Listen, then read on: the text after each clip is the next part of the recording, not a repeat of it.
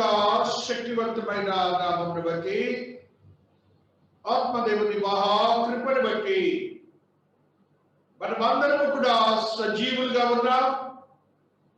అంత మాత్రమే కాకుండా దేవాతి దేవుని సన్నిధిలో, దేవాతి దేవుని ఆరాధించే సమూహంలో దేవాతి దేవుడే మనల్ని ప్రవేశపెట్టినందుకు మొట్టమొదటిగా దేవాతి దేవునికి మనము కృతజ్ఞతలు చెల్లించబద్దలమవుతున్నాం.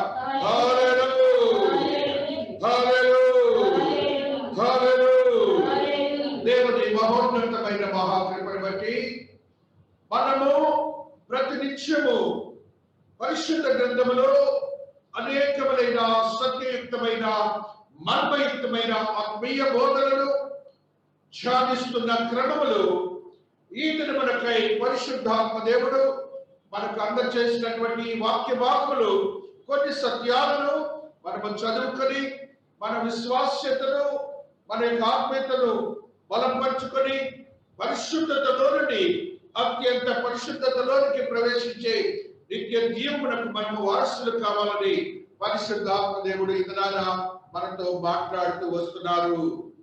తద్రీతిగా మన ఆత్మీయతను బలపరుచుకొని మనం జీవిస్తున్న క్రమంలో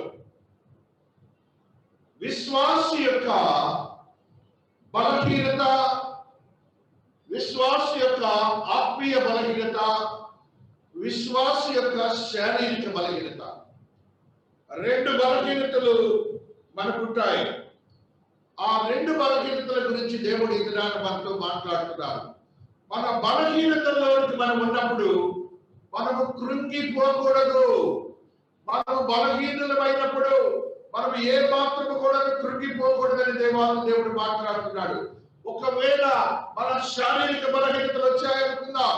మన శారీరక బలహీనతలు వచ్చినప్పుడు నీవు దేవుని ఎరిగిన వాడు కాబట్టి, దేవుని యొక్క శక్తిని ఎరిగిన వాడు కాబట్టి, రక్షించబడిన వాడు కాబట్టి నీకు దేవుడు ఒక అభయం ఇచ్చాడన్న సంగతిని నీవు మర్చిపోతున్నావు. నీకు దేవుడు అద్భుతమైన శక్తివంతమైన స్వస్థతను ఆయన శిలువ మాటపై వేలాడై గాయపడి నీకు స్వస్థతను ఇచ్చాడన్న సంగతిని నీవు మరచావని నీవు గుర్తించుకోవాలి. దట్ మీన్స్ నీవు దేవుని విశ్వాసంలో లేక దేవుని దూషిస్తున్నావని నీవు గుర్తించుకో. నీవు దేవుని దూషిస్తున్నావని గుర్తించుకో. If at all you are thinking of that, నేను బలహీనం అయిపోయాను, నేను ఇక లాభం లేదు, నా పని అయిపోయిందని నువ్వు అనుకుంటే తప్పు. ఈ దేవుడు నీకు స్వస్థత ఇస్తానని ఆయన శిలువ మీద వేలాడే ఆ క్రియను నువ్వు మర్చిపోయేవని అర్థము. కాబట్టి నీ విశ్వాసము కుంటుపోయినది, నీ విశ్వాసంలో ప్రాధాన్యత లేని, ఒక శక్తి లేని, ఒక ఆకారం లేని స్థితి ఉన్నదని దేవుడు చూస్తాడు. నిష్కపటమైన విశ్వాసం ఉండాలన్నాడు దేవుడు. కాబట్టి అట్టి నిష్కపటమైన విశ్వాసంతో ఉన్నప్పుడు నీ శారీరక బలహీనతల నుంచి దేవుడు స్పష్టంగా విడుదల చేస్తాడని ఆత్మదేవుడు తెలియజేస్తున్నాడు. చూడండి, పేతురు భక్తుడు తెలియజేసిన మాటలు ఆదరణతో కూడిన దేవుడు నీ కోసము నా కోసము చేసిన ఆ క్రియను ఒకసారి గుర్తు చేసుకుంటూ వస్తున్నాం. ఆయన చేసినటువంటి యోగ్యకరమైన స్థితిని మనము చదువుకుంటూ వస్తున్నాం. 1 పేతురు 2వ అధ్యాయము 24వ వచనము. మనము పాపముల విషయమై చనిపోయి నీతి విషయమై జీవించున్నట్లు ఆయన తానే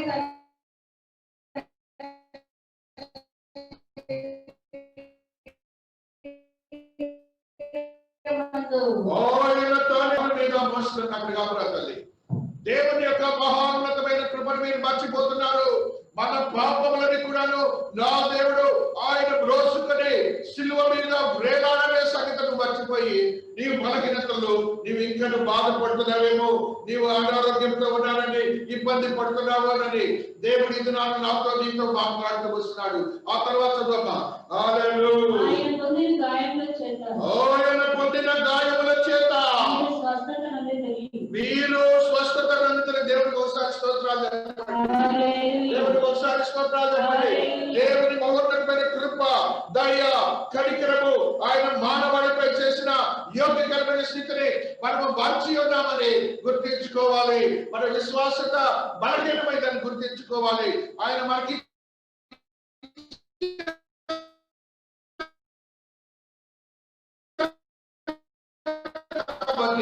ఆ స్థితిలో అదే రీతిగా ఆత్మీయ బలహీనతలు, నీ యొక్క శరీరంలో ఉన్న ఆత్మ ఏ రీతిగా దేవుని యొక్క భయభక్తులు కలిగి ఉంటున్నది, నీ యొక్క ఆత్మ బలహీనమై దేవుని సన్నిధిలో ఉండటానికి ఎందుకు కొరత చూపే విశ్వాసతను కలిగి ఉంటున్నది, పరిశుద్ధత లేకుండా జీవిస్తున్న దేవుడి దినాన్ని మనల్ని అడుగుతున్నాడు. ఆ రీతిగా దేవుని సన్నిధిలో నీ ఆత్మీయతను బలహీనపరచుకోకూడదు, నీ యొక్క శరీర బలహీనతలను బలహీనపరచుకోకూడదని దేవుడు మాట్లాడుతున్న మాటని మనము గుర్తించుకోవాలి. ఆ రీతిగా 25వ వచనాన్ని కూడా చదువుకుంటున్నాను. గొర్రెల వలె దారి తప్పిపోతుంది కానీ ఇప్పుడు మీ ఆత్మల కాపరియు అధ్యక్షుడైన ఆయన వైపునకు మళ్ళీ ఉన్నారు. మరలా దేవుడికి ఒకసారి స్తోత్రాలు. హల్లెలూయా. దేవుడికి స్తోత్రాలు. హల్లెలూయా. దేవుడు నీ పక్షంగా ఉన్నాడన్న సంగతిని మర్చిపోతున్నావు. ఆయన నీకు కాపరి.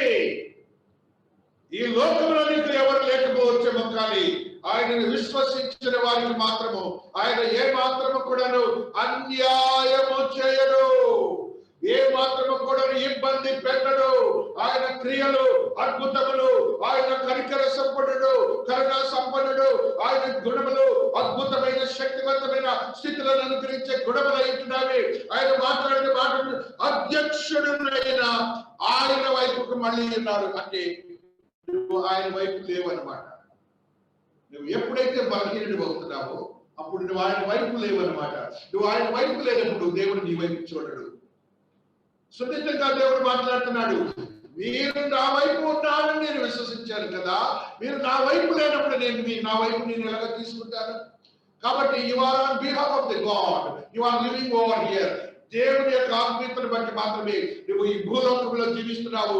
నీకు ఏ సమస్య వచ్చినా ఆయన నీ పక్షంగా ఉన్నాడు, ఆయన వైపున ఉన్నావు, ఆయన నీతో ఉన్నాడని ఒక అద్భుతమైన శక్తివంతమైన విశ్వాసతను నీతిని కలిగి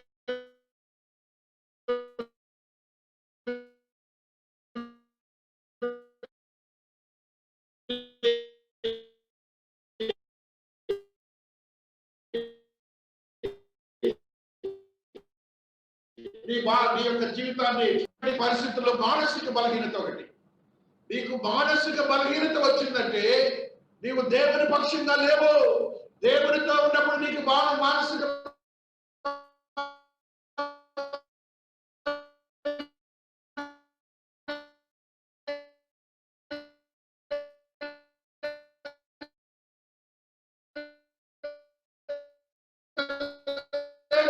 కారణం ఏంటంటే ఆయన శుద్ధీకరింపజేయడానికి ఆ మెళ్ళ కిరీటం ధరించుకున్న సంగతి కూడా నువ్వు మర్చిపోయావు. ముండ్ల కిరీటము తలకి తగులుకుంటే ఎలా ఉంటుందో మీ అందరికీ తెలుసు, ఎంత వేదన ఉంటుందో మీ అందరికీ తెలుసు, ఎంత దుఃఖం ఉంటుందో మీ అందరికీ తెలుసు. ఆయనకు ఎందుకు అంత బాధపడాలి?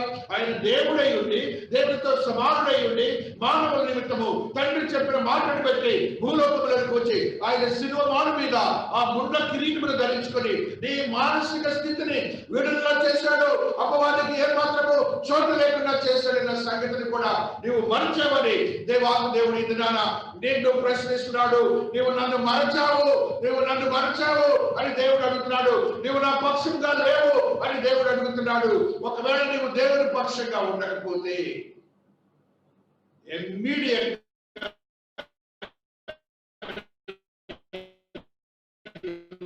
శత్రువు ఒకడున్నాడు, దుష్టుని యొక్క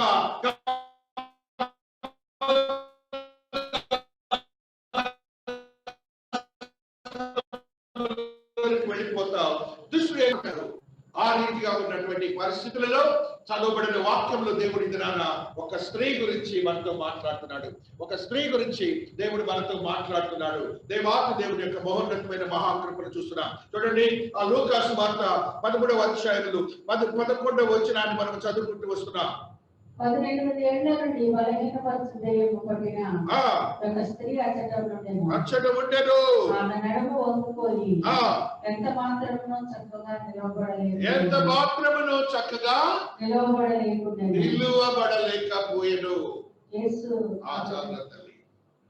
ఇక్కడ వీరు గమనించినప్పుడు దేవుడు గమనించిన ఒక స్త్రీని సమాజ మందిరము అంటే దేవాలయం అని గుర్తు పెట్టుకోండి.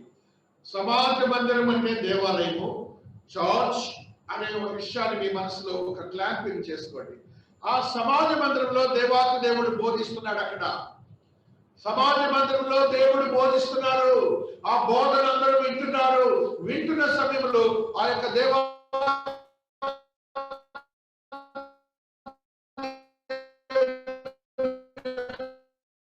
దృష్టి ఒక స్త్రీపై ఏంటండి బలహీనపరచు దయ్యము అన్న దగ్గర కింద రాశాడు తల్లి. ఆత్మ, దయ్యము ఆత్మ వేరు, దేవుని ఆత్మ వేరు. రెండు ఆత్మలు ఉంటాయి. ఆ రెండు ఆత్మలు కూడాను, దయ్యపు ఆత్మ ఉన్నది, దేవుని ఆత్మ ఉన్నది. నీవు ఎప్పుడైతే బలహీనత అవుతావో దయ్యపు ఆత్మ నీ శరీరంలోకి వస్తుంది. నువ్వు బలహీనుడు అయ్యామంటే చాలు, దయ్యపు ఆత్మ నీ శరీరంలో. ఇప్పుడు ఈ స్త్రీలోనికి దయ్యపు ఆత్మ శరీరంలోనికి వచ్చింది. ఆవిడ మంచిగానే ఉంటుంది, డాక్టర్లు చెప్పినా ఎవరు కనుక్కోలేరు అటువంటి తప్పులు. దయ్యపు ఆత్మ నీ యొక్క శరీరంలోనికి వచ్చిందంటే డాక్టర్స్ కి ఎంత వైజ్ డాక్టర్ అయినా, ఎంత మోడర్న్ డాక్టర్ అయినా, ఎంత టెక్నికల్ వాల్యూస్ ఉన్న మిషన్స్ ఉన్నా కూడా ఎవరికి అందదు ఆ రోగము. ఆ రోగము ఎవరికి అందదు. ఏమి లేదు లేదు లేదు అని చెప్పిపోతారు. అది దేవుని యొక్క ఆత్మతో కూడినటువంటి పరిస్థితి మీరు గ్రహించాలి. ఆ స్త్రీకి దయ్యపు ఆత్మ ఉందని మనం గ్రహిస్తున్నాం. దయ్యపు ఆత్మ ఉండి ఆ స్త్రీని ఏం చేసిందంటే, చూడండి అక్కడ రాసిన తెలుగు వాడు ఎలా రాశాడంటే, ఆమె నడుము వంగిపోయి ఎంత మాత్రమును చక్కగా నిలవబెట్ట లేకుండెను. నడుము వంగిపోయింది, ఎంత మాత్రమును చక్కగా అంటే ఇంకా ఏ మాత్రము కూడా ఆ బిడ్డకి నిలబడడానికి ఛాన్స్ లేదు. ఆ యొక్క నడుముని తీసి మరలా పెట్టడానికి ఛాన్స్ లేదు. అంత బలహీన పరిస్థితుల్లో సాతానుడు ఏం చేశాడంటే ఆ స్త్రీని ఎలాగ వంగిపోయింది. ఎలాగూ సాధ్యమని మనం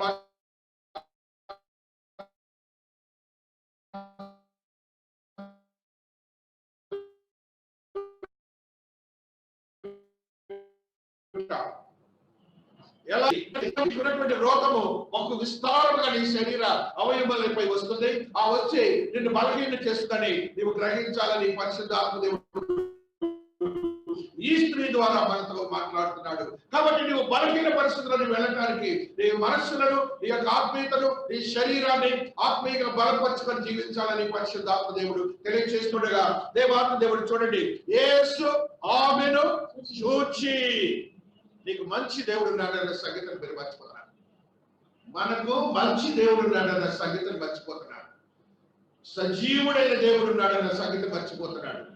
అదృశ్యుడుగా ఉండి నిన్ను చూస్తున్నాడన్న సంగతిని మీరు మర్చిపోతున్నారు. ఈ యొక్క పరిశుద్ధ ఆలయంలో ఆయన నిన్ను చూచే దేవుడిగా ఉంటున్నాడని కూడా మీరు మర్చిపోతున్నారు. మీరు ఇంకనూ మీ యొక్క ఆత్మీయతలో నుంచి బలహీన పడుతున్నారని దేవుడు ఇందులో మాట్లాడుతున్నాడు. ఈ పరిశుద్ధాలయంలో ఆ యొక్క ఆత్మస్థలములో ఆ యొక్క అద్భుతమైన దేవుని యొక్క శక్తిని చూపించే ఆయన పరిశుద్ధ ఆలయంలో ఆయన స్థిర నివాసం చేసే దేవుడిగా ఉంటున్నాడని నీవు మరిచావు. ఆయన సన్నిధిలో ఉన్నప్పుడు నీవు విశ్వాసమై నీవు ఒక దేవుని యొక్క ఆత్మీయతలో బలపరచబడిన వాడువై దేవుని దగ్గర నీవు కూర్చొని ఉంటే నీ బలహీన పరిస్థితుల నుంచి ఆయన నీ వైపు చూచి ఆ బలహీన పరిస్థితుల నుంచి విడుదల చేయగల ఏకైక దేవుడిగా ఉన్నాడు.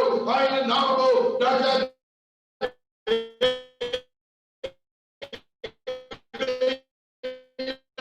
యేసు క్రీస్తు ప్రభువు. హల్లెలూయా హల్లెలూయా. ఈ క్షణంలో ఆయన నీ వైపు చూస్తున్నాడు అన్న సంగతిని నీవు గుర్తించి ఆయనను ఆ మనస్సులో ప్రార్థించు. నీ యొక్క శరీరం రొబ్బత విడుదల కాబడును గాక. హల్లెలూయా. అద్భుతమైన కార్యములు జరిగించే దేవుడు నీవు కలిగి ఉండి ఇంకనో బలహీన పరిస్థితులకి నీవు వెళ్తున్నావేమోనని దేవాత్మ దేవుడు ఇది మనతో మాట్లాడుతూ ఉన్నాడు. కాబట్టి క్రీస్తునందు ప్రియమైనటువంటి వారులారా, నీవు బలహీనుడు అవుతున్నావంటే you are being dragging into the holds of the Satan. ఆ యొక్క సాతానుడి యొక్క గబంధ హస్తములోకి నువ్వు లాగబడుతున్నావు అనే సంగతిని నువ్వు గమనించాలి. అందుకనే పేతురు భక్తుడే చెబుతాడు, గర్జించు సింహం వలె ఎదురు చూస్తుందన్న సంగతిని మనం పేతురు భక్తుడు రాసిన మాటల్లో మనం చూస్తాం. ఎప్పుడు నీ మీద గర్జించు సింహం వలె ఎవరిని మింగుదురా అని వెతకుచు తిరుగుతూ, ఎప్పుడైతే నువ్వు బెదగినడు అవుతావు అది వెతుకుతా ఉంటాడు అపవాది, వెతుకుతూ తిరుగుతూ ఉంటాడు. తిరిగినప్పుడు బలహీనుడు దగ్గరికి వచ్చి బలహీనుడు శరీరంలోకి వెళ్ళిపోతాడు. ఈ యొక్క స్త్రీకి అదే జరిగింది. ఈ స్త్రీకి అదే జరిగింది. ఎన్ని సంవత్సరాల నుంచి వైద్యం జరగలేదు? 18 years. 18 సంవత్సరాలు. ఎందుకు ఆవిడకి 18 సంవత్సరాలకి జరగలేదంటే ఆవిడకి వైద్యం చేయడానికి వైద్యుల వల్ల కావట్లేదు. కారణం ఏంటంటే సాతానికి మందు డాక్టర్లు కనిపెట్టలా, వాళ్ళు చదువుకోవాలా. ఒక కాపరే కనుక్కున్నాడు. ఇది ఒక కాపరే దైవజనుడే కనుక్కున్నాడు. సాతాను యొక్క ఆ రోగం నుంచి విడుదల చేయడానికి దైవజనుడికే దేవుడు ఇచ్చాడు.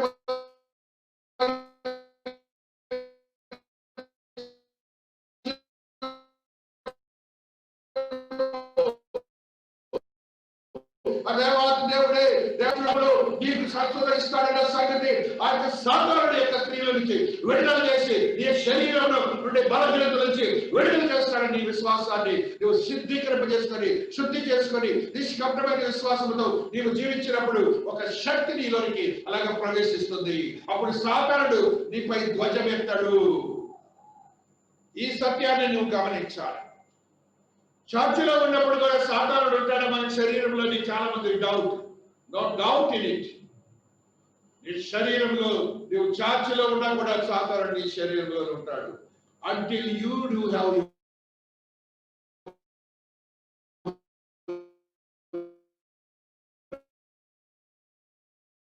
ఈ సాతానుడు నీ యొక్క శరీరంలోకి రాడని, అది ఎప్పుడైతే లేదో నువ్వు చర్చిలో ఉన్నప్పుడు కూడా ఆ సాతానుడు నీ శరీరంలోకి వస్తాడు. తను చూడండి 19వ వచనంలో 10వ వచనంలో మనం చదువుతాం.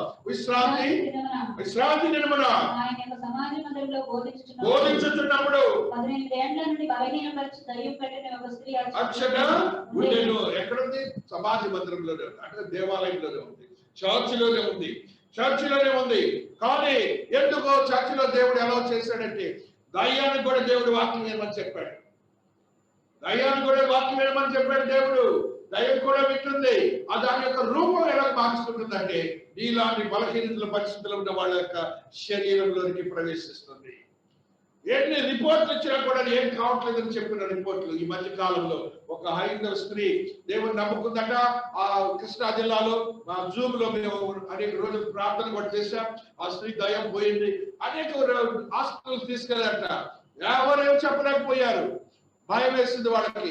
ఈ బిడ్డలో సాతానుడు ఉన్నాడని గ్రహించింది. అందుకని దైవజనులకు చెప్పడం మొదలు పెట్టారు. అక్కడి నుంచి మన ఏసీ రిపేర్ చేసే ఒక అతను ఉన్నాడు హిందూ. అతను చెప్పాడు మా చుట్టాల అమ్మాయికి జరిగింది సార్, ప్రార్థన చేయండి అని. దేవుని కృపను బట్టి ఆ బిడ్డ స్వస్థత ఇంటికి వెళ్ళిపోయి దేవునికి స్తోత్రాలు చెప్పండి. దేవునికి స్తోత్రాలు చెప్పండి. ఈ లోకంలో వైద్యులు చేయలేరు. రోగం అలాగనే ఉంటుంది. నా దేవుడు చేయగలన సత్యాన్ని మీరు గ్రహిస్తున్నారా లేదా? ఆయన విశ్వాసాన్ని కొనసాగిస్తున్నారా లేదా అని దేవాత్మ దేవుడు మనతో ఈ దినాన్ని మాట్లాడుతున్నాడు. తద్రీతిగా విశ్వాసత అనేది మనం కోల్పోతున్నాం. విశ్వాసమే నీ యొక్క వెపన్. యుద్ధం చేయడానికి విశ్వాసమే వెపన్. ఆ విశ్వాసాన్ని కనపడుతుందా? కనపడదు. ఆ విశ్వాసంలో బలం ఉంది, ధైర్యం ఉంది, శక్తి ఉన్నది. నీకు జరగబడే సంగతికి నీకు రూఢిపరిచే ఒక అద్భుతమైన బలవంతమైన దేవుని యొక్క క్రియ ఉందన్న సంగతి నువ్వు మర్చిపోతున్నావు. ఆ రీతిగా నీ యొక్క విశ్వాసాన్ని బలపరుచుకొని దేవుని సన్నిధిలో జీవించాలని ఆత్మదేవుడు తెలియజేసిన మాటని మనం మరీ గుర్తించుకోవాలని పరిశుద్ధాత్మ దేవుడు మనతో మాట్లాడుతున్నాడు. దేవుని మీద ఆత్మదేవుని యొక్క శక్తి 13వ వచనం చదువురా తల్లి. ఎక్కడ? ఆమె మీద చేతులుంచగానే చక్కగా నిలవబడి దేవుని మహిమపరిచెను. ఏంటండి? నా దేవుడి చేతులేగానే ఏమైందట? చక్కగా నిలబడింది. అప్పుడు ఏం జరిగింది? అక్కడ వైద్యం ఏం జరిగింది? దైవజనుని యొక్క శక్తి తెలిసినటువంటి సాతానుడు ఆ ప్రాంతంలోనే ఉంటాడు, పరిగెత్తుతాడు. నాకు తెలుసు, నేను అనేక దినాలు నా యొక్క శరీరంలో నా శరీరాన్ని తాకడానికి వచ్చి నన్ను బలహీనపరిచిన స్థితులు నాకు బాగా తెలుసు. దేవుని స్తోత్రాలు చెప్పండి. ఎప్పుడైనా ఇలాగనే గాస్పెల్ మీటింగ్స్ మేము బయటకు వెళ్ళి 1 గంట 2 గంటలకు వచ్చేవాళ్ళం. ఇదివరకు మనకు వ్యాన్ ఉండేది, మీ అందరికి పాత వాళ్ళందరికీ గుర్తుంటుంది. ఆ వ్యాన్ లో దేవుని సేవ చేసేవాళ్ళము. ఈ గుంటూరు జిల్లా అంతా కూడా మేము కృష్ణా జిల్లా, ఈ జిల్లాలని తిరుగుతూ ఉండేవాళ్ళము. ఆ దినాల్లో 1 గంట 2 గంటలు 3 గంటలకు ఇంటికి వచ్చి పండుకున్నప్పుడు ఆ సాతానుడు అక్కడి నుంచే మాతో వస్తున్నాను, మమ్మల్ని చూస్తాడు, మమ్మల్ని బలహీనపరచడానికి ప్రయత్నం చేస్తాడు, ప్రయాణాల్లో ఇబ్బంది పెడతాడు. ఆయన పడుకున్నప్పుడు వచ్చి మమ్మల్ని ఇలాగా చేస్తా ఉంటాడు, లేపుతా ఉంటాడు, మమ్మల్ని బలహీనపరచడానికి ట్రై చేస్తా ఉంటాడు. కానీ అక్కడ ఎవరు ఉండరు, వాడైతే వచ్చి కూర్చుంటాడు. ఎప్పుడైతే నువ్వు దేవుని సన్నిధిలో దృఢమైన విశ్వాసంతో ఉంటావు, నిన్ను ఏమి చేయలేడు, వెళ్ళి పారిపోతాడు. ఆ విధంగా మేము అది తెలుసుకొని షట్ అవుట్, గెట్ అవుట్ అని మేము చెప్పినప్పుడు ఆ ప్రాంతం నుంచి పరిగెత్తిపోతాడు, మరి ఇంట్లోకి వస్తాడు సాధారణుడు. కాబట్టి క్రీస్తునందు ప్రియమైనటువంటి వారారా, దేవుని సేవ చేసే వాళ్ళని ఎప్పుడు వదిలిపెట్టడు, వాళ్ళని ఎప్పుడు బలహీనపరుస్తామని కాసుకొని ఉంటాడు. ఇది మాత్రం ఒక అద్భుతమైన శక్తివంతమైన దృఢంతో కూడినటువంటి ఒక నిర్ణయంతో కూడిన సేవ. ఈ సేవలో ఆ పరిస్థితులన్నీ ఉంటాయి, దానిని ఎదిరించే స్థితి మనకు ఉంటుంది. దేవుడు మనతో ఉన్నప్పుడు అద్భుతమైన కార్యాలు జరిగిస్తాడు. అన్నిటికీ అనేకమైన కార్యాలు మనం ఇక్కడ చూసాం. మన చర్చిలోనే ఇక్కడ 3 దయ్యములు పడ్డ ఒక డాక్టర్ని మీరు అందరూ చూశారు. ఆ రోజున ఆదివారం రోజు జరిగినటువంటి ఆరాధన క్రమంలో ఆ డాక్టర్ కి 3 దయ్యాలు పట్టినాయి. 3 దయ్యాలు పట్టిన వాడు కూడా వాడి ఇంట్లో ఎంతో బలహీనుడుగా కనపడుతున్నాడు. ఆ దినమని మనం ప్రార్థన చేసినప్పుడు 40 నిమిషాల పాటు వేటాడము, నా మైకులు లాక్కుంటున్నాడు, నా మీదకి వస్తున్నాడు. 40వ నిమిషంలో కింద పడి బొరులాడాడు. దేవునికి స్తోత్రాలు చెప్పండి. ఇదే ప్రదేశంలో నా దేవుడికి ఎంత శక్తి ఉన్నదో మనందరికీ తెలుసు. తద్రీతిగా మీరు ఎప్పుడైతే బలహీన పడతారో అప్పుడు మీ యొక్క శరీరంలోకి సాతానుడు వస్తాడు. సాతానుడు వచ్చాడంటే నీ శరీరానికి ఎక్కడ డాక్టర్స్ వైద్యం చేయరు, మానసికంగా కూడా మీరు ఇబ్బంది పడిపోతారు. కాబట్టి మీరు బలహీన పడకండి. విశ్వాసంలో మీకు ధైర్యం ఇచ్చాడు దేవుడు. ఆయన నాకు చేస్తాడు, ఆయన నాతో ఉన్నాడు, నా శరీరంలో జీవిస్తున్నాడు అనే దృఢ విశ్వాసం నీలో లేకపోతే నిన్ను నీ మీద ధ్వజం ఎత్తుతాడు, నిన్ను బలహీనపరుస్తాడు. చాలా జాగ్రత్తగా ఉండాలని ఈ స్త్రీ మనకు తెలియజేస్తుంది. దేవాదేవుడు ఏం చేశారు? ఆయనపై ఆమె మీద చేయి ఉంచగా,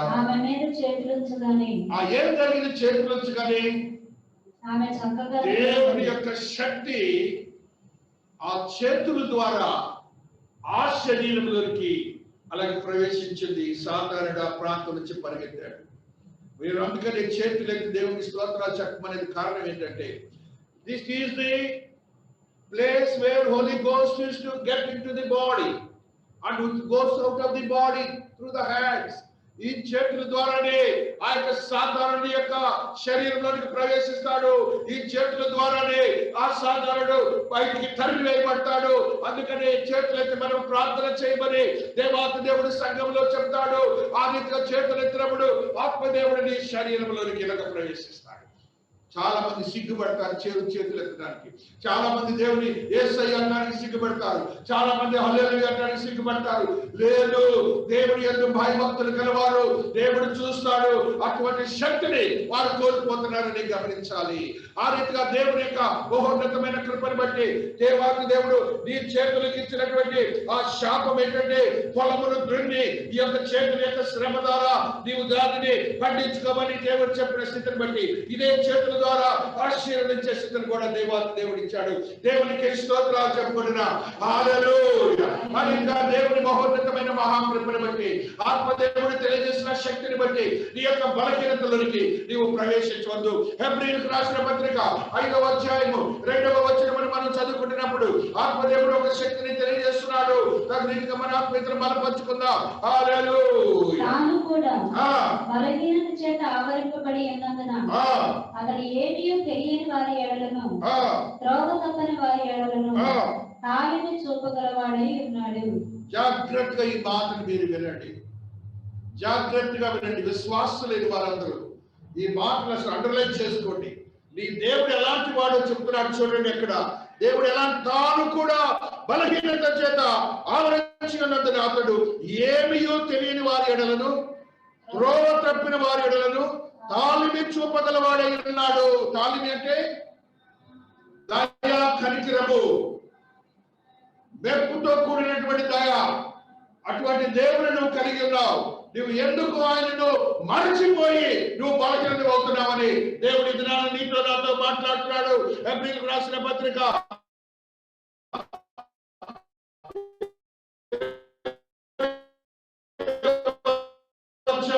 27వ ధర్మశాస్త్రము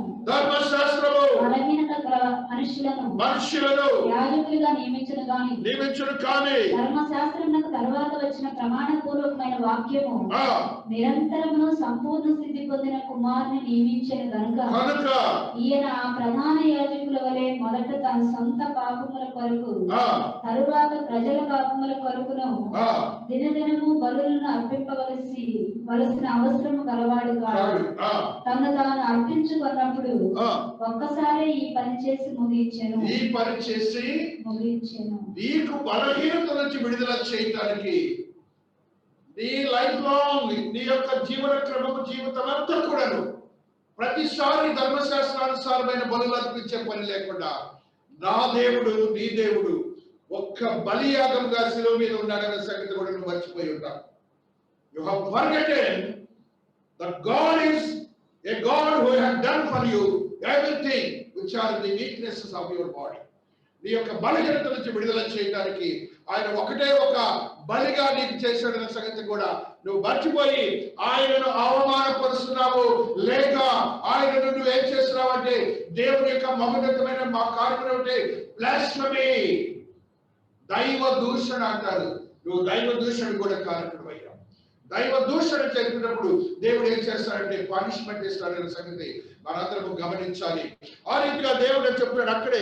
ఆయన చూడండి, మన బలహీనత గల మనుషులను, బలహీనత ఏ విధమైన మానసిక అదే రీతిగా శారీరక బలహీనత గల మనుషులను బలోపేతం చేయడానికి ఆయన చేసిన బలి ఒక కారణమై ఉంటుందని కూడా మనము గ్రహించాలి. ఇవన్నీ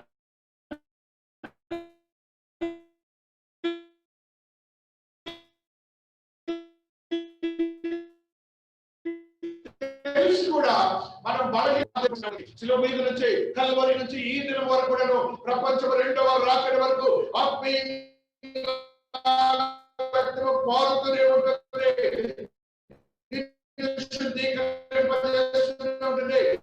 నీ శరీరంలో ఉన్న బలహీనతలతో పరిస్థితుల్లో అని దేవుడి దినాన నన్ను నిన్ను కూడా ప్రశ్నిస్తున్నాడు. దేవుడికి ఒకసారి స్తోత్రాలు చెప్పాలి.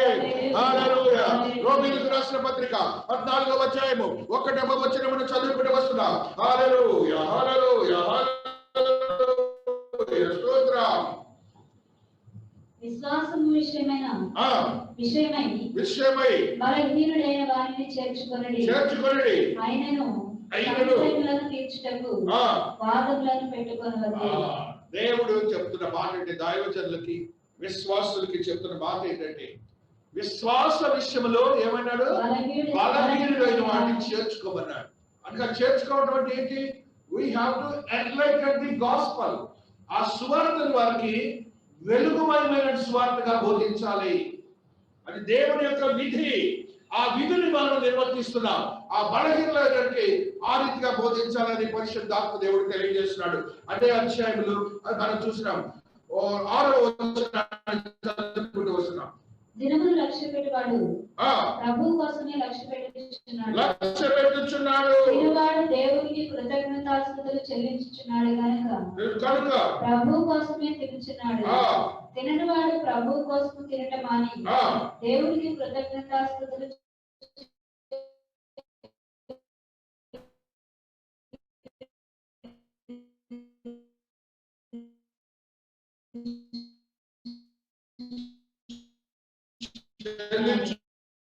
ఇక్కడ ఒక సున్నిత వెలువడుచున్నాడు వస్తుంది. నీవు నీకు ఇచ్చినటువంటి దినములు విశ్వాసకి ప్రభువుకి ప్రాధాన్యత గల దినంగా దాన్ని చేయాలంటున్నాడు. ఆ రోజున మనకి ఏదో పనులన్నీ ఉంటాయి. ఆ పనులకు ప్రాధాన్యత ఇచ్చి ఈ దేవునికి లక్ష్యం పెట్టే స్థితిలో ఆ దినములో నువ్వు ఏ రీతిగా ఉంటున్నావు అని దేవుడు ప్రశ్నిస్తున్నాడు. కాబట్టి దేవుడి కొరకు ఆ దినాన నువ్వేమి చేసావని దేవుడు అడుగుతున్నాడు. మరలా ఏమంటున్నాడంటే పునరుత్థాన దినమున నువ్వేం చేసావని రెండో మాట కూడా అడుగుతున్నాడు. మొట్టమొదటి ఆ దినమున ఏం చేశావు, పునరుత్థాన దినమున ఆయన కొరకును ఏం చేసావని దేవుడు అడుగుతున్నాడు. కృతజ్ఞతాస్తుతులు చెల్లించే దినముగా ఆ దినాన్ని నువ్వు పెట్టుకోవాలి. ప్రతి ఒక్క స్థితిలోనూ ఆ కృతజ్ఞతలు చెల్లించే స్థితి నీలో లేకపోతే నువ్వు బలహీనుడివై ఆ యొక్క అపవాది యొక్క కబంధ హస్తంలోకి వెళ్ళేవేమోనని పరిశుద్ధాత్మ దేవుడు తెలియజేస్తున్నాడు. లేవి కాండములో 21వ అధ్యాయములో ఉన్న ఒక సత్యాన్ని ఈ దిన ఆ యొక్క స్త్రీ యొక్క స్థితిని గురించి మనం చూస్తూ వస్తున్నాం. లేవి కాండము 21వ అధ్యాయము 20వ వచనాన్ని చదువుకుంటూ వస్తున్నాం. హల్లెలూయా. ఊరివాడే గాని గుజ్జువాడే గాని కంటిలో పువ్వు గలవాడే గాని గజ్జి గలవాడే గాని చిరుగుడు గలవాడే గాని వృషణమును నలిగిన వాడే గాని సమీపింపకూడదు. దేవుని సన్నిధికి రావడానికి అర్హత లేనిది ఆ స్త్రీ. ఎక్కడో ఆ బయట నేను నుంచునే స్త్రీ దేవునితో పోరాడడానికి ఏ మాత్రము కూడా నా బిడ్డకి ఛాన్స్ లేదు. ఎందుకంటే గూనిగా ఉంది కదా,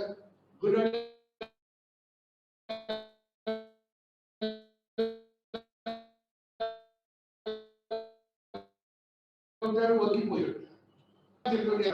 ఒక బలి, శిలువ మీద చేసిన బలి నువ్వు గుర్తుంచుకోవాలి.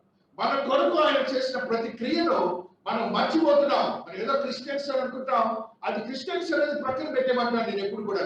Don't call your self like that. నువ్వు ఎప్పుడైతే దేవుని యందు భయభక్తులు కలిగి విశ్వాసంతో నీటితో ఉంటావో అప్పుడే దేవుడు నీవు క్రిస్టియన్. అది కాకుండా వాక్యానుసారం జీవించకుండా నేను క్రిస్టియన్ అంటే ఉపయోగం ఏమిటి? Nothing else is there. అలా అసలు ఎప్పుడు మన క్రైస్తవులు కాదు, దేవుని క్రియలకు అవమానం చేసే స్థితిగతులు మనలో ఉంటున్నాయని దేవుడు ప్రతినిత్యం మనతో మాట్లాడుతుండగా మన జీవితాల్ని దేవుడి సన్నిధిలో నిలపడానికి ఆయన బలిగా ఇచ్చాడు. నమ్మకపోతే నువ్వు అసలు క్రైస్తవుడు ఎలా అవుతావు? నువ్వు నమ్మినప్పుడు నీ విశ్వాసం ఏమవుతుంది? నీ పర్సనల్ యాక్టివిటీస్కి ఎందుకు వెళ్తున్నావు నువ్వు? Don't get in self interest అని తీసేయండి. దేవుని సన్నిధికి నీ self existence and self interest ఈ రెండు కూడా లేవు. Self existence and self interest, నీ యొక్క అభిలాషలు, నీ సొంత అభిలాషలు, లేకపోతే సెల్ఫ్ ఎగ్జిస్టెన్స్, నేను ఇలాగనే ఉంటాను, ఇవన్నీ దేవుని సన్నిధిలో లేవు. వాక్యానుసారమైన స్థితి దేవులో భద్రపరచబడి ఉండాలని పరిశుద్ధాత్మ దేవుడు నాతో నీతో మాట్లాడుతున్నాడు. పౌలు భక్తుడు ఒక సత్యాన్ని తెలియజేస్తున్నాడు. 2 కొరింథీ 11వ అధ్యాయం 24వ వచనాన్ని చదువుకుంటూ వస్తున్నాం. 2 కొరింథీ 11వ అధ్యాయం 24వ వచనాన్ని మనం చదువుకుంటూ వస్తున్నాం. హల్లెలూయా హల్లెలూయా హల్లెలూయా హల్లెలూయా. 11:24. యూదుల చేత 5 మార్లు ఒకటి తక్కువ 40 దెబ్బలు తింటివి. 3 మార్లు బెత్తలతో కొట్టబడితిని. ఒకసారి రాళ్లతో కొట్టబడితిని. 3 మార్లు ఓడ పగలి శ్రమ పడితిని. ఒక రాత్రి పగలు సముద్రంలో గడిపితిని. అనేక పర్యాయములు ప్రయాణముల్లోను, నదుల వలనైన ఆపదల్లోను, దొంగల వలనైన ఆపదల్లోను, నా స్వజనుల వలనైన ఆపదల్లోను, అన్ని జనుల వలనైన ఆపదల్లోను, పట్టణములో ఆపదల్లోను, అరణ్యములో ఆపదల్లోను, సముద్రములో ఆపదల్లోను, కపట సహోదరుల వలన ఆపదల్లోను ఉండేవి. ప్రయాసతోను కష్టములతోను, తరచుగా జాగరణములతోను, ఆకలి డబ్బులతోను, తరచుగా ఉపవాసములతోను, బలితోను, దివ్యప్రాత్మలతోను ఉండేవి. ఇంకనూ చెప్పవలసిన అనేకములున్నవి. ఎందుకంటే మనం ఏమన్నా అనుభవిస్తున్నామండి.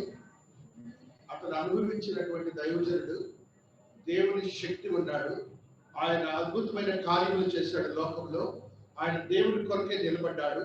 ఆయనకి ఎన్ని ఆపదలు వచ్చినాయి, అయినా దేవుడు వదిలిపెట్టాడా? ఏమవుతుంది మనకి? ఆయనకి తేడా ఏంటి? ఆయన ఒకప్పుడు దేవుని దేవుని తృణీకరించిన వ్యక్తి. అతను మరలా వెళ్ళిపోవచ్చు కదా అక్కడికి. ఏం దేవుడికనని? దేవుని యొక్క క్రియలు నిన్ను బలపరిచి పరీక్షించి నిన్ను పరిశుద్ధతలోనికి నడిపించడానికి అన్న సంగతి కూడా మీరు మర్చిపోతున్నారు. ఒకటేమో దాయమో నువ్వు బలహీనుడు అయినప్పుడు, ఒకటేమో నిన్ను ఇంకా పరిశుద్ధుడిగా చేయడానికి దేవాతి దేవుడు ఈ క్రియలు జరిగిస్తాడని గ్రహించాలి. ఈయన పడినటువంటి శ్రమలు దాదాపుగా ఎవరు కూడా పడి ఉండరు. నాకు తెలిసి ఎవరు కూడా పడి ఉండరు. కరోనా దెబ్బలు 39 ఎన్నిసార్లు తిన్నాడు?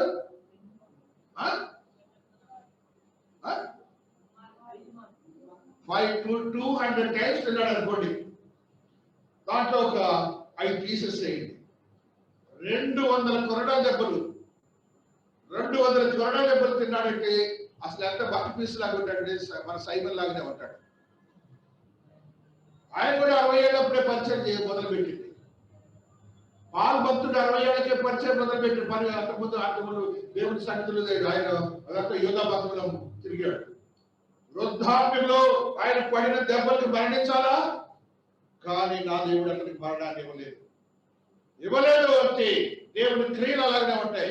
అనేక మంది ఇబ్బంది పెట్టారు అతన్ని, అయినా కూడా దేవుని వదలక దేవుని పాదములు పట్టుకొని జీవించిన వాడిగా ఉంటున్నాడు. కాబట్టి మన జీవితాల్లో అనేకమైన విశ్వాస ఆత్మీయతలో బలపరచబడిన పరిశుద్ధులుగా తీర్చబడిన వారు ఎప్పుడైనా బలహీన పరిస్థితి నిన్ను పరిశుద్ధపరచడానికి నువ్వు స్టాండ్ అవ్వాలి. పౌలు భక్తుని వల్ల స్టాండ్ అవ్వాలి. ఆయన ఇక్కడ నుండి దేవుని సన్నిధికి వెళ్ళిన వాడిగా ఉన్నాడు. దేవునికి స్తోత్రాలు చెప్పండి. దేవుని సన్నిధిని చూచి వచ్చిన వాడు, దేవాది దేవుని తండ్రి అయిన దేవుని కుమారుడైన యేసయ్యను ఆయన చూచి భూలోకంలో చెప్పిన మాటలు అపొస్తలుల కార్యాల్లో మనం అనేక సార్లు చదువుకున్నాం. కాబట్టి నువ్వు ఆ స్థితిలోనికి వెళ్ళడానికి దేవుడు అనేకమైన అద్భుతమైన కార్యములు జరిగించాడన్న సంగతిని నువ్వు మర్చిపోతున్నావు. మన 12వ అధ్యాయము 2 కొరింథీయులు ఒక సత్యాన్ని చదువుతున్నాం. 5వ వచనము. అట్టివాని గురించి అతిశయించును, నా విషయమైతేనో నా బలహీనత ఎంతే కాక వేరు విధముగా అతిశయింపను. అతిశయపడ్డకు ఇచ్చించినను నేను సత్యమే పలుకుదును కనుక అవివేకి కాకపోతే నా యందు ఎవడైనా చూచిన దానికన్నను నా వలన వినిన దానికన్నను నన్ను ఎక్కువ ఘనముగా ఎంచునేమో అని అతిశయించుట మానుకొనుచున్నాను. దేవునికి స్తోత్రాలు చెప్పండి. చాలా చాలా చాలా అద్భుతమైనటువంటి ఎగ్జాంపుల్ మోడల్ మనకు పాల్పడుతుంది. It's model. దేవుడు అందుకనే ఎన్నిక చేసుకున్నాడు. అతని గురించి మాట్లాడతాడు.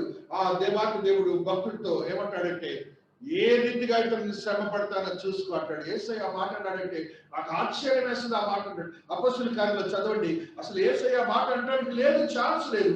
అయితే యేసయ్య అంటారు ఆ భక్తుడితో ఏమని చెప్తాడంటే, చుచ్చుకో అతను నేను ఎలాగ శ్రమ పెడతాను అంటాడు. దేవుడి యొక్క ఆత్మీయతలో బలపరచబడిన మనము సత్యాన్ని గ్రహించాలని పరిశుద్ధాత్మ దేవుడు మనతో చేస్తున్నాడు. 15వ వచనం. నేనేమి చేయవలనని అడుగగా ప్రభువు నీవు లేచి దమస్కులోనికి వెళ్ళుము, అక్కడ నీవు చేయుటకు నియమింపబడినవన్నీ నీకు చెప్పబడినని నాతో అనెను.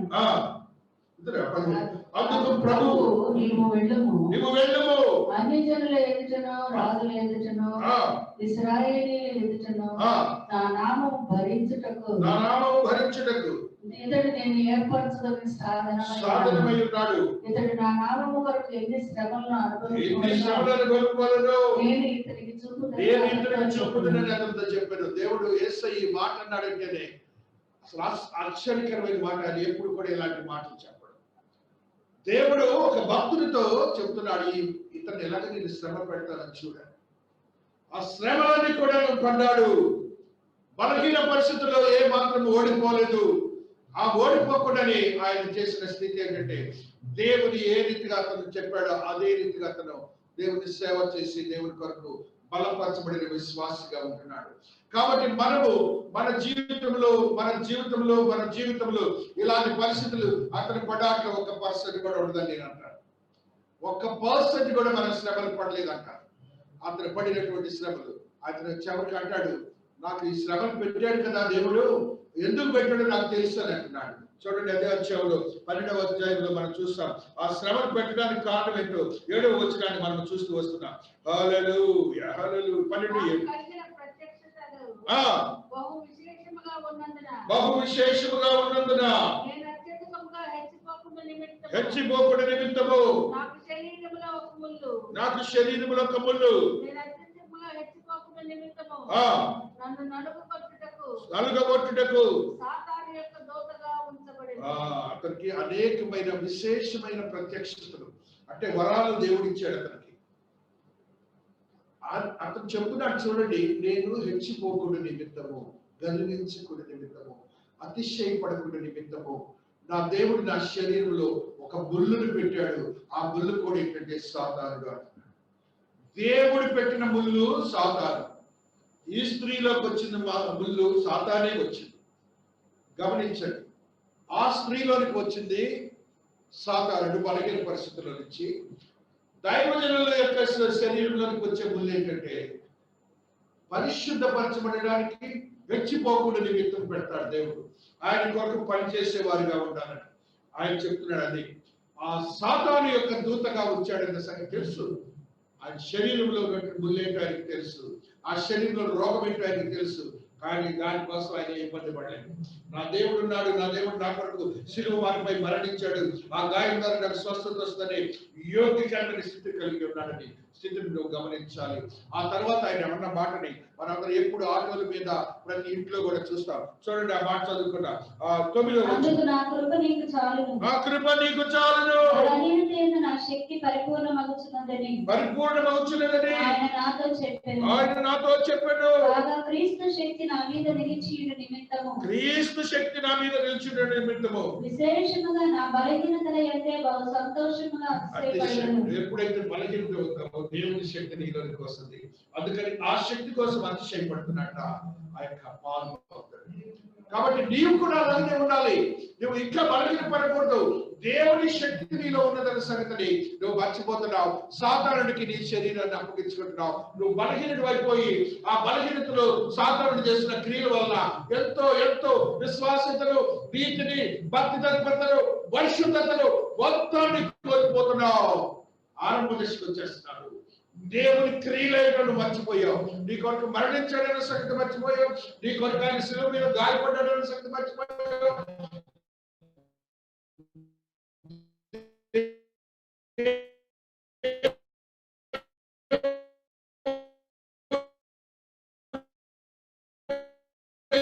మానవుడిగా వచ్చాడన్న సంగతి మీద పోతావు. ఏమైనా బలహీనంగా అవుతావు మనము, మానసికంగా, ఆత్మీయంగా. పాపము పాపము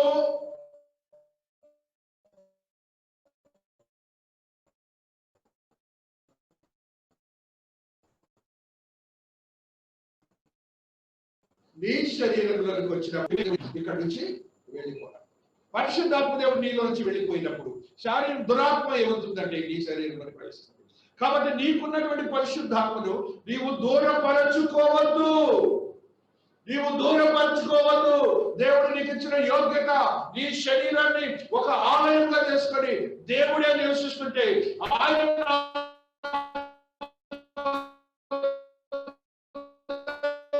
సాధారణ ఎందుకు నువ్వు నీ రుగ్మతల వల్ల ఎవరు ఏమి చేయలేదు. No doctor can do you any sudden medical aid to you in this world. ఒక దేవుడు మాత్రమే చేయగలదన్న సంగతిని మనం గ్రహించాలి. ఆ రీతిగా సాతానుని నువ్వు ఆహ్వానించుకోవద్దు. సామెతల గ్రంథంలో ఆత్మను గురించి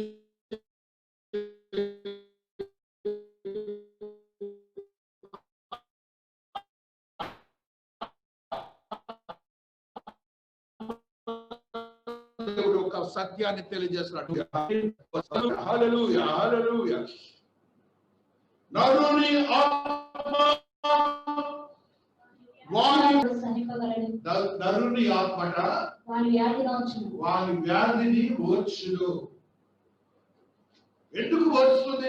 నీ ఆత్మ శరీరం ఓర్చుకోలేకపోతున్నావు, కానీ ఆత్మ కూడా ఓర్చుకుంటుందని చెప్తున్నాడు. కారణం ఏంటంటే నీవు ఎప్పుడైతే బలహీనుడు అవుతావో ఆత్మ కూడా బలహీనం అయిపోతుంది. నీ ఆత్మ బలహీనం అయిపోతుందంటే నీ శరీరంలోకి, ఆ శరీర రుగ్మతలోనికి ఆ సాతానుడు వస్తాడని నువ్వు గమనించాలి. ఏ మాత్రం కూడా నువ్వు బలహీనం కావద్దని ఆత్మదేవుడు ఈ దినాన్ని మనతో మాట్లాడుతున్నాడు. తద్రీతిగా దేవాత్మ దేవుడు తెలియజేసిన మరి యొక్క సత్యాన్ని మనం చదువుకుంటున్నాం. దేవుని కృప. రోమీయులకు రాసిన పత్రిక 16వ అధ్యాయము 20వ వచనాన్ని చదువుకుంటూ వస్తున్నా. 16వ అధ్యాయము 20వ వచనము. హల్లెలూయా, హల్లెలూయా. సమాధానకర్తయగు దేవుడు సాతానుని మీ కాళ్ళ క్రింద శీఘ్రముగా చితకదొక్కించును. ప్రభువైన యేసుక్రీస్తు కృప మీకు తోడై ఉండును గాక. దేవునికి ఒకసారి స్తోత్రాలు చెప్పండి. హల్లెలూయా. దేవునికి ఒకసారి స్తోత్రాలు చెప్పండి. శీఘ్రముగా తొక్కించడు కాడతో అంత బలమిచ్చాడు నీకు దేవుడు. దాని చెడు ఎందుకు నువ్వు తొక్కించబడుతున్నావు? ఆయన కృపలను భద్రపరచబడ్డావు. ఎందుకు నువ్వు బలహీనం అవుతున్నావు? శారీరక రీత్యా ఎందుకు నీ వాళ్ళ ఆలోచనలు దేవుని యొక్క క్రియల నుంచి దూరపరచబడుతున్నావని పరిశుద్ధాత్మ దేవుడు తెలియజేస్తున్నాడు. నీ వైపు చూస్తున్నాడన్న సంగతి కూడా నువ్వు మర్చిపోతున్నావు. Don't do like that. నువ్వు బలహీనుడు కావద్దు, నువ్వు బలహీనుడు కావద్దు. నీ కృప దేవుడితో ఉన్నది, దేవుడి కృప నీతో ఉన్నది. నువ్వు సాతానుతో యోగ్యతను కూడా దేవుడు ఇచ్చాడని నువ్వు మర్చిపోతున్నావు. యాకోబు భక్తుడు తెలియజేస్తాడు, నీ నుంచి పారిపోను అనే మాటని భక్తుడి మాటలు కూడా ఒకసారి సందర్భంగా తెలియజేస్తున్నాడు. హల్లెలూయా, హల్లెలూయా. శక్తిమంతుడా, స్తోత్రం, స్తోత్రం, స్తోత్రం. హల్లెలూయా. Power of the Lord is walking over here. హల్లెలూయా. ఆయన ఎక్కువ కృపనిచ్చును. ఏడో వచనం కాబట్టి దేవునికి లోబడి అపవాదిని ఎదిరించుడి. దేవునికి ఒకసారి స్తోత్రాలు చెప్పండి. మేము దేవునికి లోబడి ఉంటాం, దేవా నీకు లోబడి ఉంటున్నాం. అపవాది పారిపోవాలి. కుటుంబాల్లో చీకటి చేరి ఇబ్బందికరమైన పరిస్థితులు చేస్తారు. కారణం ఏంటంటే మన కుటుంబంలో ఏ వ్యక్తి కూడా బలహీనుడు కాకూడదు. మీరు దేవుని బిడ్డలు, దేవుడు మీతో జీవిస్తున్నాడు, దేవుని శక్తి మీలో ఉన్నది. మీరు సాతానుని త్రొక్కగల శక్తి నీకు ఇచ్చాడు, అది నువ్వు మర్చిపోతున్నావు. నీ దేవుడు నీ కోసం చేశాడన్న సంగతిని కూడా నువ్వు మర్చిపోయి జీవిస్తే మాత్రము ఆయన మీ యందు బలహీనుడు కాడు గాని మీ యందు శక్తిమంతుడై ఉన్నాడు. బలహీనతను బట్టి ఆయన సిలువ వేయబడి గాని దేవుని శక్తిని బట్టి జీవించుచున్నాడు. దేవుని శక్తి మేమును ఆయన యందుండి బలహీనులమై ఉన్నాము గాని మీ యందు దేవుని శక్తిని బట్టి ఆయనతో కూడా జీవము గలవారము. దేవునికి స్తోత్రాలు చెప్పండి. ఎంత గొప్ప వాక్యము ఉంటే మనం దాన్ని ఎందుకు మనం సొంతం చేసుకోలేకపోతున్నాం? దేవుడు మంత్రాలు తంత్రాలు కాదు, దేవుడిచ్చిన వాగ్దానాలు. దాన్ని ఎందుకు మనం సొంతం చేసుకోలేకపోతున్నాం? ఎందుకు బలహీనం అవుతున్నాం? మన జీవితాల్లో ఇబ్బందికరమైన పరిస్థితులు ఎందుకు వస్తున్నాయి? బికాస్ నీకు ఇచ్చినటువంటి, నువ్వు రక్షించబడిన దినము ఆత్మదేవుడు నీతో ఉన్నాడని నువ్వు గ్రహించలేదు. నీ దేవుడు నీకు చేసిన క్రియ నువ్వు గ్రహించలేదు. నీ దేవుడు మరణించిన స్థితి నువ్వు గ్రహించలేదు. నీ దేవుడు ఆరోహణ స్థితి నువ్వు గ్రహించలేదు. నీ దేవుడు గాయపడిన స్థితి నువ్వు గ్రహించలేదు. నీ దేవుడు అవమానపరచబడిన స్థితి నువ్వు గ్రహించలేదు. నీ దేవుడు ఆయన యొక్క సర్వాధికారి అయిన దేవుడు వదులుకొని నీ కోసం మానవుడిగా వచ్చాడన్న సంగతిని నువ్వు మరచిపోయావు. ఏదో ఆయన ఇష్టం వచ్చిపోయాడు అన్నట్టున్నా. ఇప్పుడు నాకు రెవల్యూషన్ ఏంటంటే, దేవుడు మాట్లాడింది ఇప్పుడు ఉన్నటువంటి అన్యులుగా చెప్పబడుతున్నటువంటి ఈ క్రైస్తవులు ఏదో ఆయన వచ్చి చచ్చిపోయాడు పోయాడు, మేమేంటంటే ఈ లోకంలో బతకాలి కాబట్టి ఒక మతాన్ని తీసుకున్నాం అన్నట్టుగా ఉంటారు. అంతకంటే నాకు ఎక్కువ కనపడాలి. ఎందుకు అంత భయభక్తులు లేకుండా జీవిస్తున్నామా? ఎందుకు ఆయనకి అంత ప్రాధాన్యత లేకపోతున్నాం? ఇవాళ కరోనా రావడానికి అదే కారణం. ఇదే నా రెవల్యూషన్. కరోనాకి కారణం దేవుని ఎందుకు భయభక్తులు క్రైస్తవులు కోల్పోయారు. అన్యులకి ఇంట్లో ఉండదు. మనం ఏం చేస్తాం? మనం ఏం చేయలేం. ఎందుకు కోల్పోయారంటే ఈ లోకమే మనకి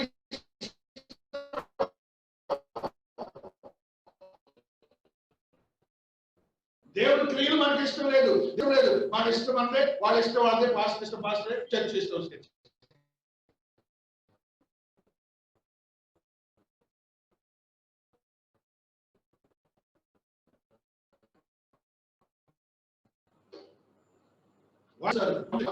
డార్క్నెస్ అనేది నీవు ఎక్కువగా స్పిరిచువల్ ఉండే కుటుంబాల్లోనికి ఎవరైతే విశ్వాసంగా చెప్పబడిన వారు వస్తారో వారు ఒక దయ్యాన్ని తీసుకొని నీటిలో ఒకసారి గమనించారు. ఆ దినమని మీరు చాలా జాగ్రత్తగా ఉండండి. జాగ్రత్తగా ఉండే ప్రార్థన చేసుకోండి. చీకటిని వెళ్ళేటట్టుగా మీరు ప్రార్థన చేసుకోండి. మీరు ఆత్మతో నింపబడిన వారు, దేవుని యొక్క ఆత్మతో నింపబడిన వారు, ఆత్మశక్తితో నింపబడిన వారు, విశ్వాసులుగా కాని వారు, విశ్వాసులుగా చెప్పబడుతూ దేవుని యందు భయభక్తులు కలవారు కుటుంబంలోకి అడుగు పెట్టారంటే ఒక దయ్యాన్ని నీ దగ్గర తీసుకొని వచ్చినట్టే. ఆ దినమున నీ కుటుంబంలో అనేకమైన సమస్యలతో కూడిన స్థితిగతులు స్టార్ట్ అవుతాయి. నిన్ను బలహీనపరుస్తాడు. చాలా జాగ్రత్తగా ఉండాలని సాతానుడు ఈ దినాన మనతో మాట్లాడుతున్నాడు. నీ వాడేనయ్యా బలహీనపడ్డాడు, నేను నన్ను గురి చేసేదంట. మీరు బలహీనపడకండి, దేవునికి భయపడండి, లోబడండి దేవునికి. అంతకంటే ఎక్కువ అసలు మీరు చర్చికి లోబడద్దు, పాస్టర్ కూడా లోబడద్దు, దేవునికి లోబడండి. దేవుడికి తెలుసు నువ్వేంటో తెలుసు, నీకు ఆశీర్వదకరమైన స్థితులు అనుగ్రహిస్తాడని పరిశుద్ధాత్మ దేవుడు తెలియజేసిన మాటని మనం గ్రహించాలి. మళ్ళీ మరి యొక్క సత్యాన్ని తెలుసుకుంటున్నాం. కొంచెము కాలము ప్రకటన 12వ అధ్యాయము 12వ వచనాన్ని చదువుకుంటూ వస్తున్నాం. ప్రకటన 12:12. హల్లెలూయా, స్తోత్రం స్తోత్రం స్తోత్రం స్తోత్రం. హల్లెలూయా, స్తోత్రం. అందుచేత పరలోక నివాసులారా ఉత్సహించుడి. భూమి సముద్రమా మీకు శ్రమ. అపవాది తనకు సమయం కొంచెమే అని తెలుసుకొని బహు క్రోధము గలవాడై మీ యొద్దకు దిగి వచ్చి ఉన్నాడని చెప్పాను. చాలా జాగ్రత్తగా సున్నితంగా మాటలు వినండి. అపవాది యేసయ్య వచ్చి అపవాదిని జయించాడు, కానీ మరణానికి గురి కాలేదు. మీరు అది గమనించండి. ఓడిపోయినాడు ఏమంటాడు, ఏం చేస్తాడు, చాటు నుండి రాడ్ చేసుకుంటుంటాడు. ఇప్పుడు అపవాది ఈ మాటలు అర్థం అది బహుక్రోధంగా ఉన్నాడు. ఏ రీతిగా పడేయాలని చూస్తున్నాడు, ఏ రీతిగా పడేయాలని చూస్తున్నాడు. ఈ కరోనాని అడ్డం పెట్టుకున్నాడు. విశ్వాసులందరినీ బలహీనపరిచాడు. విశ్వాసులందరూ దేవుని సన్నిధిలో నుండి ఆత్మీయతను, యోగ్యతను, పరిశుద్ధతను మొత్తాన్ని కోల్పోయారు. మరలా తిరిగి సంపాదించుకోవడానికి, వారి యొక్క చీకటిని విడుదల చేయడానికి వారి జీవితమే పడ్డారు. మోకాళ్ళు 100 రోజులు ప్రార్థన చేసినా కూడా దేవుని వాక్యం సెలవిస్తున్నది, సాతానికి ప్రమేయం లేదు మన మీద. నీవు కాళ్ళతో త్రొక్కగల శక్తిని ఇచ్చాడు, కాబట్టి నువ్వు త్రొక్కు అంతే. త్రొక్కడానికి శక్తినిచ్చాడు. నువ్వు త్రొక్కడానికి శక్తినిచ్చినప్పుడు దాని చేత నువ్వు త్రొక్కబడితే ఎలా? Don't do that. దేవుడి దినాన్ని మాట్లాడు. సాధారణ కొన్ని బలహీన పరిస్థితులు ఉన్నాయి, చదువుకొని బిగిస్తాం. సాధారణ యొక్క యుద్ధ క్రియలు మానవుడి మీద ఎందుకంటే చక్కచక్క చదువుకొని మనము ముగించుకుంటాం. మన యొక్క జీవితాలకి ఇవి రాకుండా మనం కాపాడుకుందాం. లోబడుకుండా ప్రేమ నేర్పించిన దేవునికి లోబడకుండా ఉండడానికి ప్రేరేపిస్తాడు సాధారణ. సాధారణ ఏం చేస్తాడంటే మొట్టమొదటిగా దేవునికి లోబడద్దు అనడానికి కొన్ని సిచ్యువేషన్స్ ని అలా క్రియేట్ చేస్తాడు. సాతాను యొక్క యుక్తి అనమాట అది. కాబట్టి ఆ స్థితి ఉంది. కాబట్టి ఆదికాండము 3వ అధ్యాయము 4వ వచనంలో ప్రస్తుతించి దేవుడు ఆ దినాన ఆదికాండంలోనే లిఖించాడు. అందుకు సర్పము చావనే చావరు.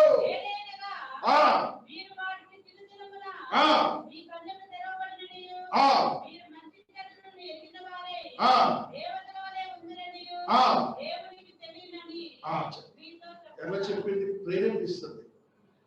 దేవుడు చెప్పిన మాటని వక్రంగా చెప్పేసింది. దేవతలు ఎక్కడున్నారండి? సాతానికి సంబంధించిన వాళ్ళు దేవతలు. మనకు వాక్య జ్ఞానం లేకపోతే ఇది కింద పడేస్తాం. దేవతలు లేరు, సాతానుడే దేవత.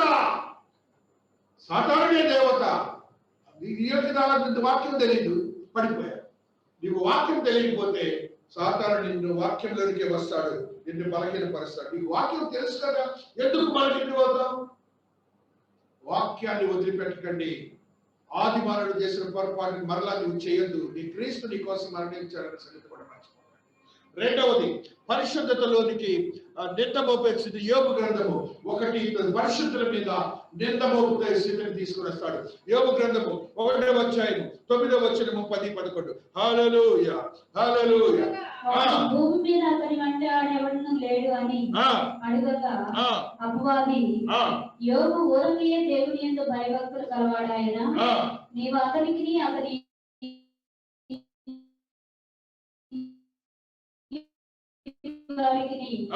అతని కడిగెత్తి పనిని దీవించుచుండుట చేత అతని ఆస్తి దేశంలో బహుగా విస్తరించి ఉన్నది. అయినను నీవు ఇప్పుడు నీ చేయి చాపి అతని కడిగిన సమస్తమును మొత్తిన ఎడల అతడు నీ ముఖము ఎదుటిని దూషించి నిన్ను విడిచిపోవును అని యెహోవాతో అనగా. ఇది సాతానుడికి దేవునికి సంభాషణ అండి. ఈ మాటలన్నీ దేవునికి సాతానుడికి సంభాషణ. ఈ సంభాషణలో యోబు అనే నీతిమంతుడు ఉన్నాడు, ఒక మనుష్యుడు. ఆ నీతిమంతుడి గురించి సాతానుడు అంటున్నాడు. మనల గురించి అంటున్నాడు అనుకోండి. మీరే మనల గురించే అంటున్నాడు సాతానుడు అనుకుందాం. నువ్వు నీతిమంతుడివి, నీవు దేవుని యొక్క కృప పొందిన వాడివై ఆశీర్వదించబడి నువ్వు అద్భుతమైన శక్తివంతుడిగా ఉన్నావు, రిచ్ మ్యాన్ గా ఉన్నావు, నువ్వు ఒక అద్భుతమైనటువంటి శాంతికరమైన కుటుంబాన్ని గడుపుతున్నావు. ఈ వంటని సాతానుడు అంటున్నాడు, నీవు కాపు కాసావు కాబట్టి అతను నిన్ను పొగుడుతున్నాడు అని అంటుంది. అర్థమవుతుందా?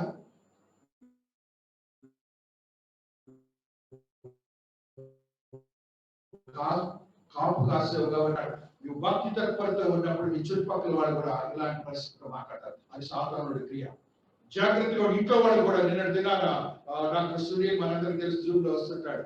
అతను మంచి భక్తిగా ఈ మధ్య దేవునికి ఆత్మతో నింపబడి ప్రార్థన చేస్తున్నాడు. వాళ్ళ మేనమావ రాత్రి ప్రసంగం అయిపోయింది జూమ్. హోలీ స్పిరిట్ గాడ్ మాట్లాడాడు, నిన్న అద్భుతంగా మాట్లాడాడు. ఆయన ఇన్ఫ్లుయెన్స్ అయ్యాడు. ఎమ్మటే ఫోన్ చేశాడు, సార్ పాస్ గారు అన్నాడు. ఏంటి అన్నాడు.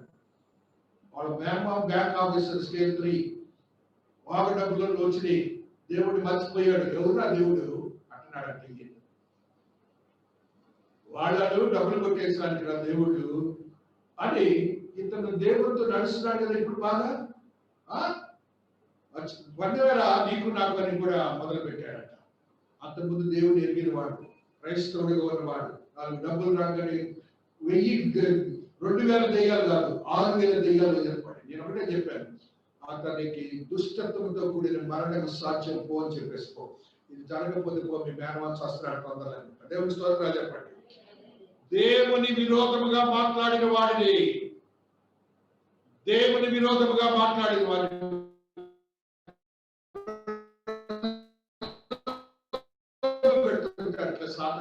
ఏం చేశాడు?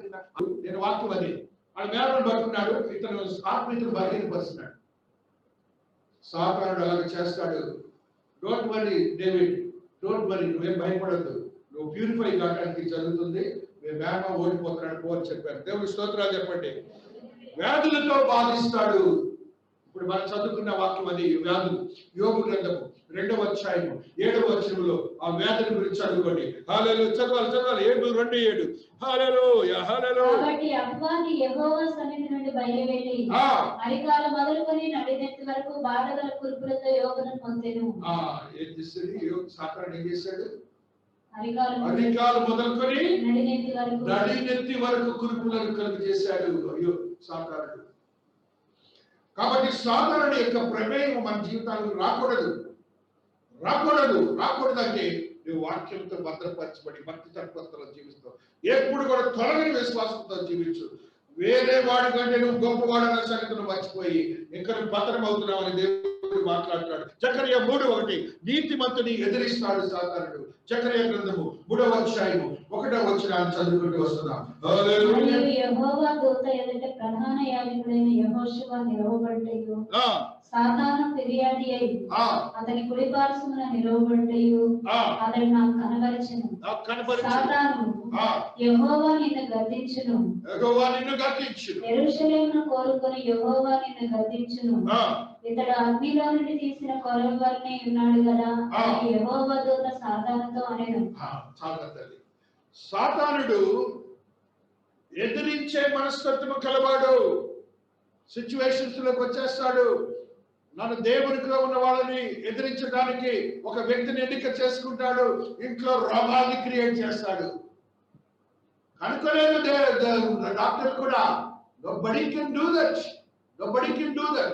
They can't do that. నువ్వు ఎంత టెస్ట్ ఎంతో మోడర్న్ తీసుకున్నాడు. They cannot do that. అలాగా ఎదిరించే స్థితిని, నీతిమంతులు ఎదిరించే స్థితి సాతానుడికి ఉందన్న సంగతిని మీరు గమనించాలి. క్రీస్తుని శోధించిన స్థితి మనందరికీ తెలుసు. మత్తయి సువార్తలు యేసు క్రీస్తు వారిని ఆయన ఉపవాస ప్రార్థన 40 రోజుల నుండి ఆయన వచ్చినప్పుడు ఆయన క్రీస్తు వారిని సాతానుడు కూడా శోధించాడు. సాతానుడు గెలిచాడు. మీ అందరికీ తెలుసు. ఏం చేశాడు? నీకు అద్భుతాలు తెలుసు కదా, నువ్వు చెయ్యి అన్నాడు. నువ్వు అద్భుతాలు తెలుసు కదా, చెయ్యి, రాయి రొట్టె చెయ్యి అన్నాడు. అప్పుడు చేసినట్లయితే దేవుడు ఓడిపోయేవాడు. అందులో ఏమున్నది? కుతంత్రం ఉన్నది. అందుకని దేవుడు చేయలేదు. కాబట్టి నాకున్నటువంటి ఆ యొక్క శక్తిని బట్టి ఎవరైనా నాకు పోటీకి వచ్చి ఇది చెయ్యి అనంటే వెళ్ళకూడదు. దైవజనులు ఈ మధ్య కాలంలో ప్రతి ఒక్కడు వెళ్ళి ఓడిపోయి వస్తున్నాడు. దేవుడు ఏం చెప్పాడు? అసలు మీరు ఏ మాత్రం పోటీలకు వెళ్ళదు, వాగ్వివాదాలకు వెళ్ళొద్దు అన్నాడు.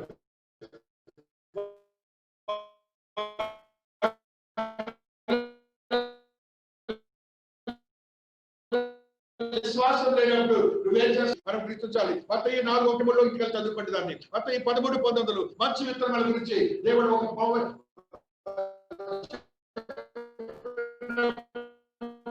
దాంట్లో ఉన్న సత్యాన్ని కూడా మనకు మత్తయి 19వ వచనాన్ని చదువుకుంటూ వస్తున్నాం. హల్లెలూయా హల్లెలూయా హల్లెలూయా. ఎవడైనా రాజ్యమును గురించిన వాక్యం వినియు గ్రహింపక ఉండగా దుష్టుడు వచ్చి వాని హృదయంలో విత్తబడిన దాన్ని ఎత్తుకొని పోవును. మీరు గ్రహింపాలి. నేను చెప్పిన వాక్యాన్ని ఇవాళ చెప్తున్నా. వచ్చేస్తాడు ఇకంతే. ప్లక్స్ అంటారు. Flux it out and take it out from your heart and mind and soul, and immediately he enters into your body. చాలా జాగ్రత్తగా ఉండాలి. అదే అధ్యాయం 38వ వచనం 13:35 మత్తయి గురుగులు చల్లుటానే మాటను కూడా మనం చదువుతాం. మంచి విత్తనములు రాజ్య సంబంధులు, గురుగులు దుష్టుని సంబంధులు, వాటిని విత్తిన శత్రువు అపవాది.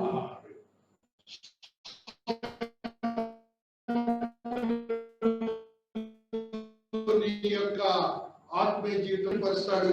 నీకు ఉన్నటువంటి స్థితిని ఎక్కువ చేస్తాడు. నువ్వు మంచి భక్తి పరురాలు అంటాడు, భక్తుడు అంటాడు, కానీ నీ వంటి వాటి లేవు అంటాడు. నువ్వు పడిపోకు. అది గురుగులు అన్నమాట. కానీ ఆ గురుగులు నీ పంట పండేంత వరకు కూడా గురుగులు జోలికి పోవద్దు. నీ పంటను కొయ్యాల్సిన స్థితి నీకు ఉంది కాబట్టి నువ్వు దేవునితో ఉన్నావని గ్రహించి నువ్వు జీవితాలు జీవించాలి.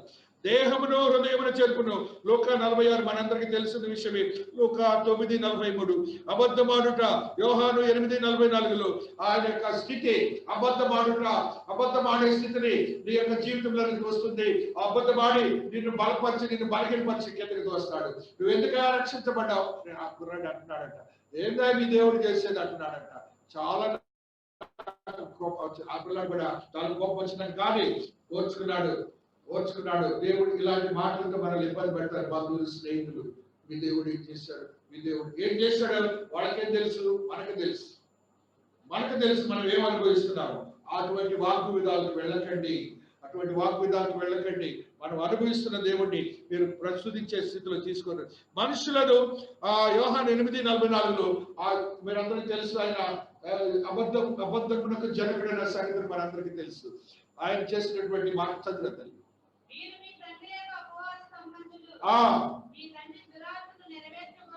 నిరాశకు నెరవేర్చుకొచ్చున్నారు. నరహంతకుడై ఉన్నాడు కాడు, సత్యమే లేదు.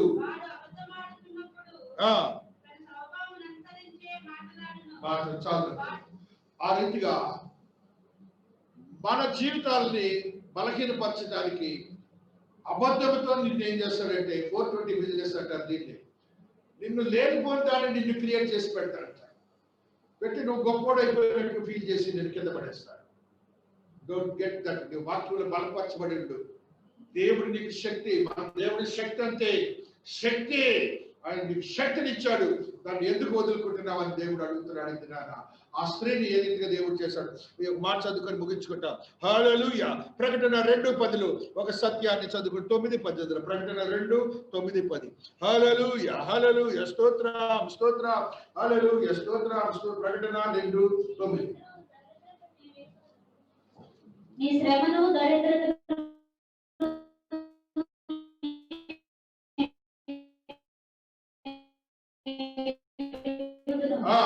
అయినను సాతాను సమాజపు వారి వలన నీకు కలుగు దూషణ నేను ఎరుగుదును.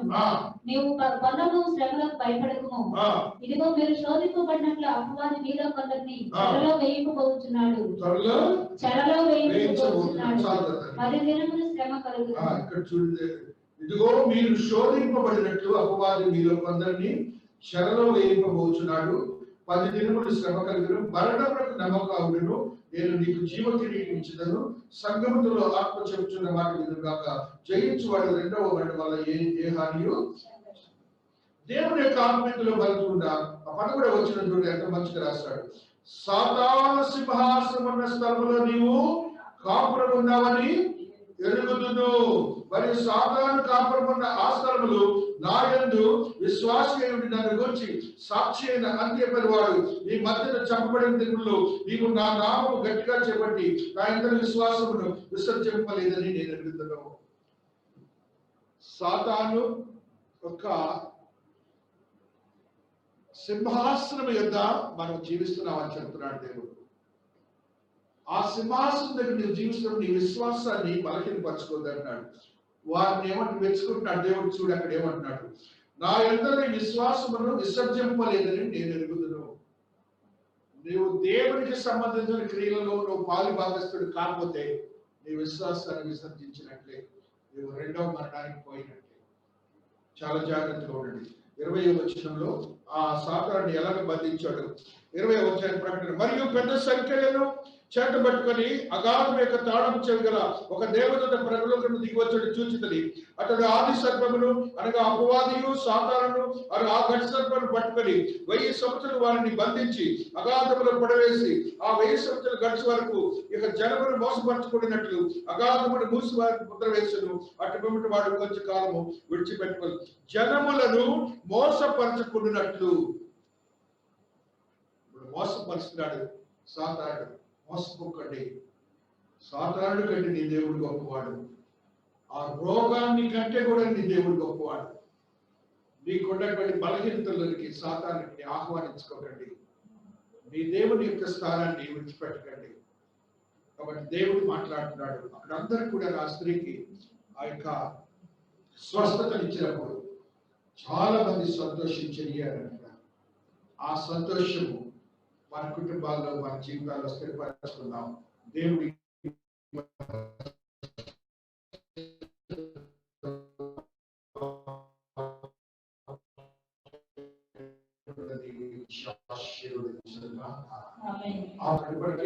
ఇది నా ప్రభురాత్రి భోజన సంస్కారం. అత్యంత శ్రేష్టమైనది, పరిశుద్ధమైనది. దేవుని యొక్క శరీరమని, దేవుని యొక్క రక్తమని యోచించి మనమందరం కూడా ప్రార్థనలో కొనసాగుదాం. మనము ఈ వినబడినటువంటి వాక్యములో ఉన్న సత్యములలో మనం ఏ రీతిగా బలహీనమై గ్రహించి మిమ్మల్ని మీరు బలహీనపరచుకోకుండా దేవుని వాక్య మధ్యలో పరిశుద్ధ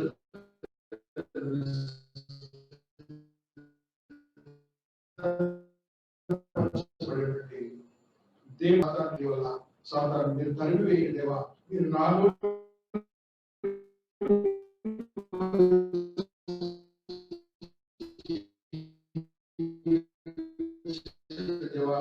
యోగ్యత నేను పొందుతానని కార్యం చేయబోతున్నాడు. ఆయన శరీరము రక్తబలి ప్రకాశం గారు మన ప్రార్థనలు నడిపిస్తారు.